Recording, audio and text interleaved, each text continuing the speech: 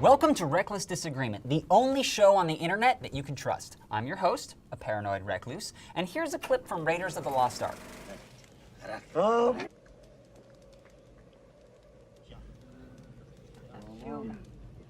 Now, when I saw that scene as a kid, I just assumed that that's how grown-ups got drunk after they made me go to bed. But when I grew up and started drinking on my own, I realized that if you tried to play a drinking game like that, you would die. My meticulous research tells me that it takes 30 minutes to feel the effects of alcohol. So if you're taking shots up until the second that you collapse on the floor, you're gonna keep getting more drunk. So this sweaty fat man isn't just passing out, he's falling into a coma. Marion Ravenwood just killed that guy. And then she killed that guy. This made me realize, no one who makes movies has ever been drunk. Somehow. So, I decided that I would get drunk and explain to them all the mistakes they're making. All right, let's see.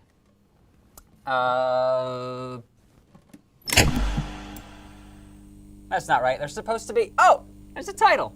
Aw, it's gorgeous and I love it. Raiders isn't the only movie that thinks this is how drinking games work. In The Two Towers, Legolas and Gimli engage in a drinking game with only 3 rules. No pauses, no spins.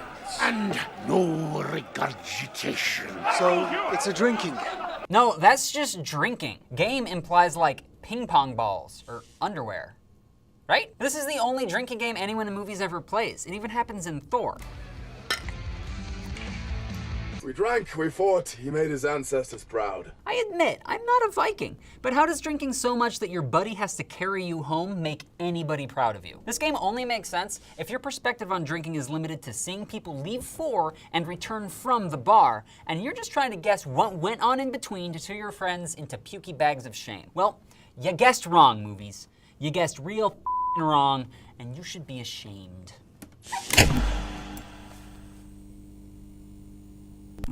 In movies, bars are the place you go when you're just itching for an excuse to explode into a whirlwind of gritty fisticuffs. There are so many examples that I'm just gonna stick to movies I love, like The Guest.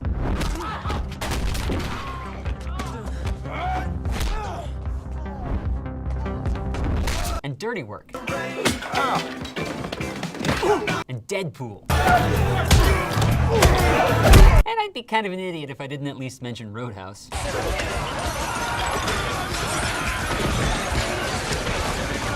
Okay, now show me another clip from Dirty Work. Rolling Stone, street fighting man, G7!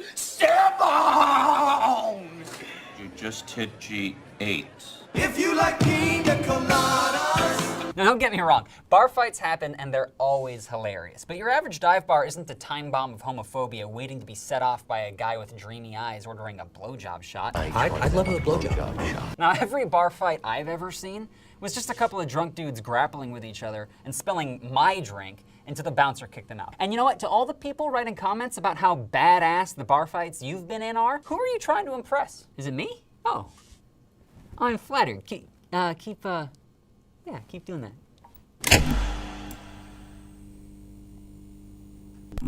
Soldiers of fortune, drinks on me!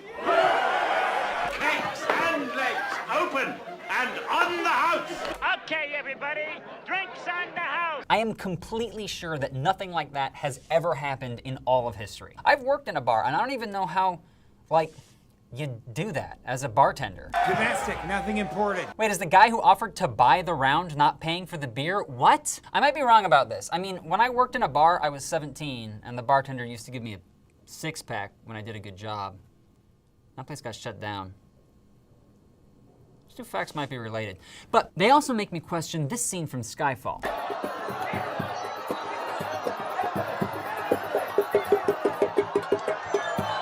How does this happen? Did Bond walk in there with a scorpion and say, "Hey everyone, watch this"? Or does the bartender have it waiting there? What if anybody who isn't James Bond orders this cocktail, like say a drunk me, and gets stung and dies? Is the reputation for being the bar with the scorpions worth the hassle of disposing of dead bodies and the effort it takes to feed and maintain a terrarium of deadly arachnids? No.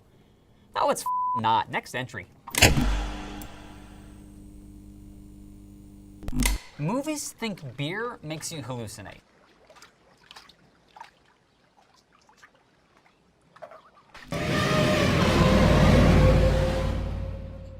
Now, not to brag, but I've been really drunk before. I've gone on journeys of inebriated self-discovery, and I've peed on cop cars, but I've never been so drunk that I hallucinated something that wasn't there, because alcohol's effect is the opposite of that. I'm pretty sure this joke comes from the scene in Pinocchio, when Pinocchio sees all his friends turning into donkeys, and he slowly pushes away his glass of beer because he just figured out that that'll turn him into a donkey too. But everyone in Hollywood assumed that Pinocchio thought the beer was making him hallucinate, because they've never been drunk before. So let me be clear, Hollywood. If you want to see things that aren't there, you're gonna have to do what the rest of us do and go make friends with someone with a snake tattoo. But if movie booze isn't helping you trip out, it's giving you special powers. In The Big Bang Theory, which none of you watch, but all of you know about, a character named Raj can only talk to women when he's drunk. Then he can talk to them fine, like a normie. Well, I ran a simulation. That's not a wacky joke about shyness. That's a serious drinking problem. Kind of like what Tom Cruise has in The Last Samurai, until the samurai just take his booze away for a couple days and he wakes up cured not just of his addiction, but also of PTSD. Ah, how peaceful. The nature, the trees, air, sobriety. Japan has cured me. I am so good at being Japanese. I am the last samurai. I rest my case. All right, while the lights were out there, someone just informed me that lots of people drink, and my thesis is ridiculous. Fine, thanks. Could have mentioned that earlier, but even so, let's take stock of how Hollywood drinks. First, they chug. Then, they fight. Then, they inconvenience a bartender, and then they a scorpion that might not even be there before quitting drinking forever and moving to Japan. That's not healthy. That's an unsustainable way to live. You gotta sort this out, movies. This went really well. This show rules. I didn't come up with a way to end it, though. I guess let's try...